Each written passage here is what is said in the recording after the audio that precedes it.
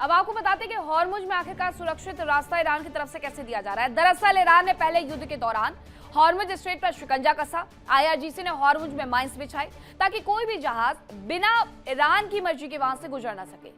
जानकारी यह है कि ईरान ये प्रस्ताव दे सकता है कि ओमान के हिस्से वाले हॉर्मुज स्ट्रेट से जहाज निकले, लेकिन इसमें एक बड़ी समस्या है। चलिए कैसे इसमें ये बड़ी समस्या है वो मैं आपको बताती हूँ। हॉर्मुज स्ट्रेट का जो मैप है जरा वो मैं आपको दिखा देती हूँ। हॉर्मुज स्ट्रेट आपको हॉर्मुज द्वीप नजर आ जाएगा। इसका जो पुराना रास्ता था वो ये था, ओमान की खाड़ी के रास्ते, लेकिन यहाँ पर इन्होंने इस तरीके से माइंस बिछा दिए जिसकी वजह से अब वहां से अगर कोई भी जहाज निकलता है तो मुश्किलें हो जाएंगी। इसीलिए अब पुराने रास्ते को छोड़ करके सुरक्षित रास्ता देने के बारे में ईरान सोचते हुए नजर आ रहा है, जो कि ओमान की खाड़ी की तरफ से जाएगा। अब सबसे पहले आपको केशम द्वीप, लारक द्वीप की जो लोकेशन है वो समझनी होगी, उसके साथ हॉर्मुज की। यहाँ से थोड़ा सा हट करके फिर उन्होंने दूसरा रास्ता, सुरक्षित रास्ता देने की तैयारी की है, क्योंकि ये जो पूरी जगह है यहाँ पर माइंस बिछे हुए हैं और माइंस को लेकर के ये बार बार कहा जा रहा है ईरान ना तो इन्हें लोकेट कर पा रहा है और ना ही ईरान के पास ऐसी कोई तकनीक है जिसकी वजह से वो इन माइंस को वापस से डिफ्यूज कर सके।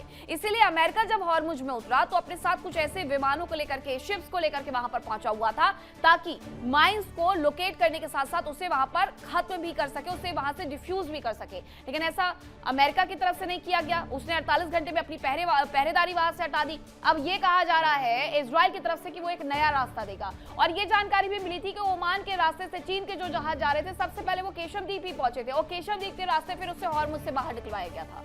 तो ये पूरी तैयारी की जरूर जा रही है, लेकिन ये कितनी सफल होती है ये जरा देखना होगा, क्योंकि अभी तो ये स्थिति बनी हुई है कि हॉर्मुज पर आखिरकार कब्जा किसका है। तो ये तमाम चीजें जरा आप समझेंगे कि आखिरकार समंदर में जो ईरानी सेना ने माइंस बिछाई, अगर कोई जहाज वहां से निकलता है, हादसे का शिकार होता है, तो उसकी जिम्मेदारी भी ईरान की होगी।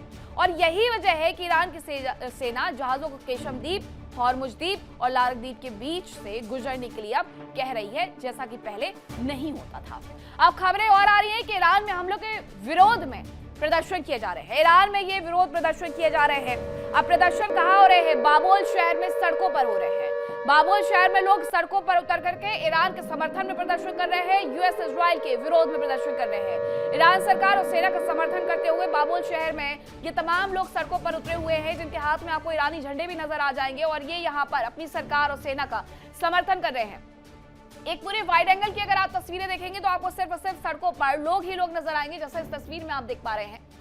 तमाम प्रदर्शन यहाँ पर अब बार बार होते हुए नजर आ रहे हैं। एक दौर वो था 28 फरवरी वाला, 1 मार्च वाला, जब वहां पर कुछ ऐसे प्रदर्शन हो रहे थे कि आयतुल्लाह अली खामनेई चले गए, ठीक है, लोग नाचते गाते हुए नजर आ रहे थे, लेकिन अब वो तस्वीरें अचानक से गायब हो गई हैं। उसके पीछे की वजह ये भी कही जा रही है कि वहां से ईरान दरअसल तस्वीरें सामने आने ही नहीं दे रहा है। कुर्द लड़ाकों की तस्वीरें हमने आपको दिखाई थी कि 28 तारीख को जब ये खबर पुख्ता कर दी जाती है रात तक कि आयतुल्लाह अली खामनेई नहीं रहे, तो 1 तारीख को वो जश्न में डूबे हुए नजर आते हैं, जब पूरा देश उनका मातम मना रहा था। तो उन्हीं के देश के कुछ कुर्द लड़ाके हंसते हुए, गाते हुए, नाचते हुए नजर आए। लेकिन अब जो तस्वीरें आती है वो सिर्फ ये तस्वीरें आती है कि ईरान सरकार का जो समर्थन है, सेना का जो समर्थन है, वो वहां के लोगों के द्वारा किया जा रहा है। उसके पीछे की एक असल वजह दरअसल ये हो भी सकती है कि ईरानी मीडिया के अलावा और किसी मीडिया का एक्सेस ना होने की वजह से पूरी दुनिया देख ही नहीं पा रही है कि लोग चाहते क्या है। लेकिन इन तमाम लोगों को भी नजरअंदाज नहीं किया जा सकता। ये जो संख्या में, ये तादाद में लोग उतरे हुए हैं, इन्हें भी नजरअंदाज नहीं किया जा सकता कि ये अपनी सरकार के साथ, अपनी सेना के साथ खड़े हुए हैं और बाबोल शहर से ये तस्वीरें सामने आई हैं। ईरान काफी पहले से ही जंग के दौरान हुए नुकसान की भरपाई की मांग कर रहा था और अब ईरान ने एक बड़ा कदम उठाते हुए पहले चरण के आकलन की राशि तय कर दी, और थोड़ी बहुत नहीं बल्कि अरबों डॉलर में ये तय राशि की गई है। देखिए,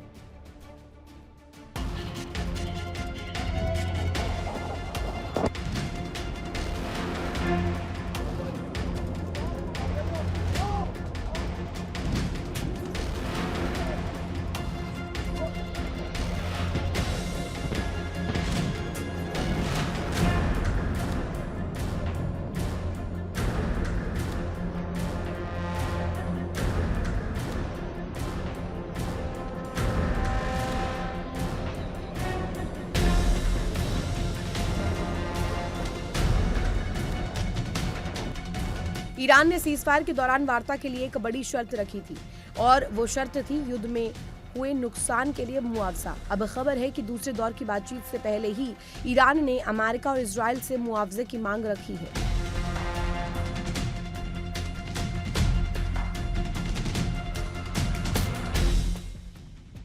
ईरानी सरकार के प्रवक्ता फातिमा मुहाजिरानी ने कहा है कि अब तक का शुरुआती नुकसान 270 अरब डॉलर है।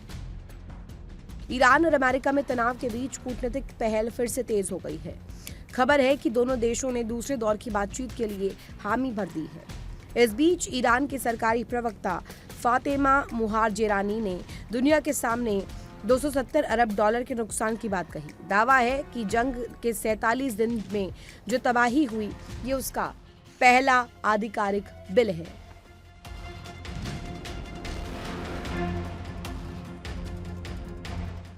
अट्ठाईस फरवरी को अमेरिका और इजराइल ने ईरान के खिलाफ जंग की शुरुआत की। ईरान के परमाणु साइट्स, तेल गैस संयंत्रों और सैन्य ठिकानों से हुई। फातिमा मुहाजिरानी के मुताबिक ईरान निश्चित रूप से कानूनी तरीकों से अपने लोगों के अधिकारों की रक्षा करेगा, जिसमें मिनाब में हमारे प्रियजनों के खून का मुआवजा भी शामिल है। ईरान ने पहली बार जंग में हुई तबाही का पहला आधिकारिक हिसाब किताब दुनिया के सामने रखा। फातिमा मुहाजिरानी ने कहा कि ये शुरुआती और बहुत मोटे आंकड़े हैं, लेकिन अब तक का नुकसान 270 अरब डॉलर है। ये ईरान की आर्थिक, सामाजिक और औद्योगिक बर्बादी का पहला आकलन है। ईरानी मीडिया के मुताबिक ये राशि 3 चरणों में आंकी जा रही है। पहले चरण में इमारतों और बुनियादी ढांचे को नुकसान का आकलन, दूसरे चरण में सरकारी राजस्व को नुकसान और औद्योगिक बंदी के असर का आकलन और तीसरे चरण में नागरिक जीवन और लंबे समय का आर्थिक नुकसान का आकलन शामिल है। मुहाजिरानी ने यह भी साफ किया कि मुआवजे का मुद्दा वार्ता के पहले दौर में उठाया गया था और आगे भी उठाया जाएगा। उनका दावा है कि फिलहाल ईरान सरकार नागरिकों के टूटे हुए मकान के नुकसान की भरपाई भी नहीं कर पा रही है। ईरानी एयरलाइंस एसोसिएशन के मुताबिक अमेरिका और इजराइल के हमलों में 60 नागरिक विमान बेकार हो चुके हैं, जिनमें से 20 पूरी तरीके से नष्ट हो चुके हैं। फिलहाल ईरान के पास सिर्फ 160 यात्री विमान ही बचे हैं, जिनमें से ज्यादातर दशकों पुराने हैं। आरोप है कि अमेरिकी प्रतिबंधों की वजह से पहले से ही पुर्जों और तकनीकी सेवाओं की भारी कमी थी। जंग ने उसे और भी गहरा कर दिया। तेहरान, तबरीज, उर्मिया और खुरामाबाद में कई प्रमुख अंतर्राष्ट्रीय हवाई अड्डों के रनवे, कंट्रोल टावर और हैंगर बुरी तरह क्षतिग्रस्त हुए। ईरान ने 270 अरब डॉलर की मांग सिर्फ अमेरिका और इजराइल से ही नहीं की। ईरान के संयुक्त राष्ट्र दूत ने संयुक्त राष्ट्र महासचिव को एक औपचारिक पत्र भेजा, जिसमें 5 अरब देशों बहरीन, सऊदी अरब, कतर, यूएई और जॉर्डन से भी मुआवजे की मांग की गई। पत्र में आरोप लगाया गया कि इन देशों ने अपनी जमीन अमेरिका इजराइल के हमलों के लिए इस्तेमाल करने दी। Bureau report, India daily.